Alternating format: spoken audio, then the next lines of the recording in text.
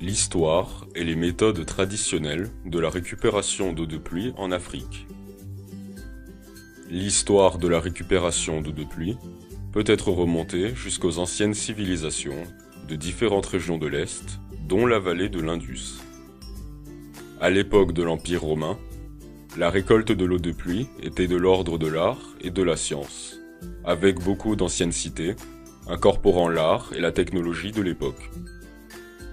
Les Romains étaient les maîtres de ces nouveaux développements, et beaucoup de progrès eut lieu jusqu'au VIe siècle sous le règne de l'empereur César. L'un des systèmes de récolte des eaux de pluie les plus impressionnants des anciennes cités peut être trouvé à la citerne basilique d'Istanbul, en Turquie, et était utilisé pour collecter l'eau de pluie des rues situées au-dessus. La récupération de l'eau de pluie s'est désormais répandue dans de nombreuses régions, dont l'Afrique, où elle a été adoptée de différentes manières, selon l'utilisation souhaitée de l'eau de pluie.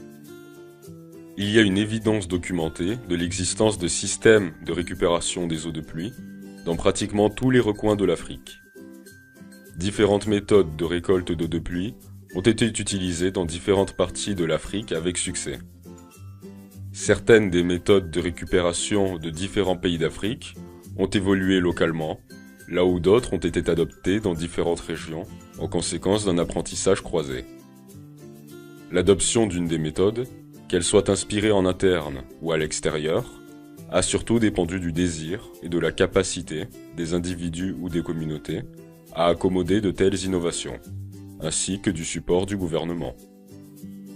Le système de récupération des eaux de pluie le plus répandu en Afrique est la récolte des eaux pluviales depuis les toits. Cette méthode continue à être appliquée à la fois dans les zones urbaines et dans les zones rurales. Les toits en fer revêtus de zinc sont très populaires en Afrique, grâce à leur prix, et apportent ainsi de bonnes surfaces pour récolter l'eau de pluie afin de s'hydrater. Récupérer l'eau de pluie depuis des surfaces étanches est aussi devenu fréquent dans de nombreuses parties de l'Afrique. En Afrique subsaharienne, les sols étanches autour d'une propriété ont souvent été utilisés en tant que surface de collecte, depuis lesquelles l'eau est guidée vers une fosse creusée près de la propriété. L'eau récoltée depuis un tel système peut être utilisée à des fins domestiques après un traitement minimal.